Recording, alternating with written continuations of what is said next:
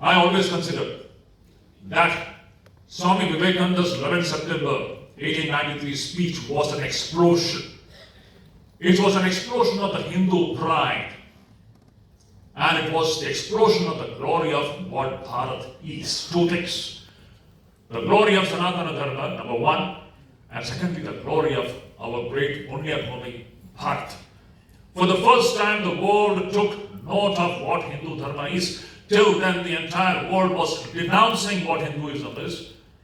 They considered Hinduism to be a religion of barbarous, superstitious people, snake charmers. That was the day when the world took note of this great system, when Swami Vivekananda addressed the American audience saying that, I thank you all in the name of the most ancient order of monks in the world. The first line, just imagine, the turning point event of the modern times starts with this electrifying sentence coming from the mouth of Swami Vivekananda. And what was that sentence? I thank you in the name of the most ancient order of monks in the world. Tell me, dear brothers and sisters, which is that most ancient order of monks in the world? He is referring to the great Hindu Sanatana Dharma. Second sentence, Swamiji says, I thank you in the name of the mother of all religions. Which is this mother of all religions? Hindu Sanatana Dharma. Hinduism is the mother of all religions. Just imagine that. Swamiji says Christianity and Islam is a distant, patchy imitation of Hinduism. In another place he says that. And the third sentence Swamiji says, I thank you in the name of the billions and billions of Hindus of all sects and classes. This was the turning point event. What exploded on that day was the Hindu pride, which actually Swami Vivekananda carried in his bosom. And that is what actually marked the beginning of the awakening of the new India. So in India, nationalism is connected with the pride in the great Sanatana Dharma. That's why even greater, I should say, later on, Jawaharlal Nehru, in his glimpses of history, world history, he mentions this point. He says, Vivekananda's nationalism was Hindu nationalism. And how true it is. Every freedom fighter of the so-called 20th century, they all have drawn inspiration from the words of Swami Vivekananda. Once the Sanatana Dharma pride was awakened among the Indians, India woke up. And that is what we find when Swami Vivekananda came back to India. We all know he gave his fiery series of lectures starting from Colombo and ending in Almora, almost one long year. A series of lectures which awakened India. How did he awaken India?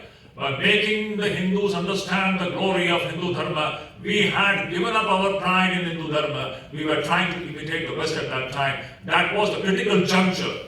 When the entire nation was in darkness, when Swami Vivekananda comes and tells the Indians that what is the true identity. So a very important point that we have to keep in our mind here is that the soul of this land is Hinduism.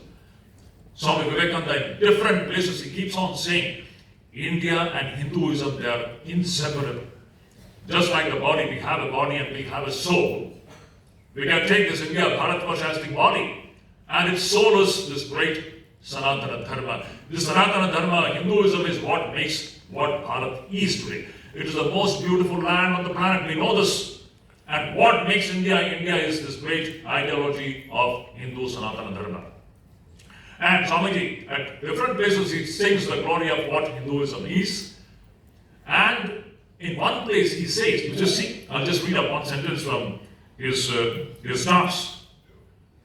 Swamiji says, national union in India must be a gathering up of its scattered spiritual forces. He is talking about the scattered spiritual forces. Wherever Swamiji uses the term spiritual forces and religion, he always is referring to the great spirituality of the Vedas, not Islam or Christianity.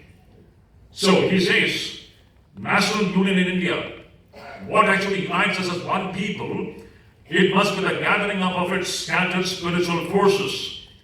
A nation in India must be a union of those whose hearts beat to the same spiritual tune.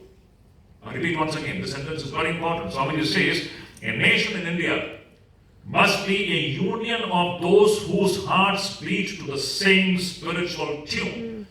Now, what is the same spiritual tune?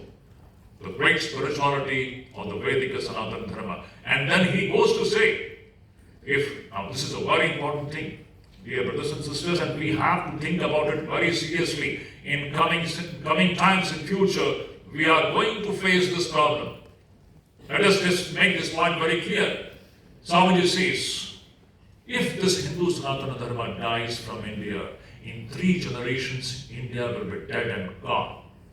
This is a wake-up call, this is a warning to all of us. Swamiji says, but mark you, if you give up this spirituality, which spirituality?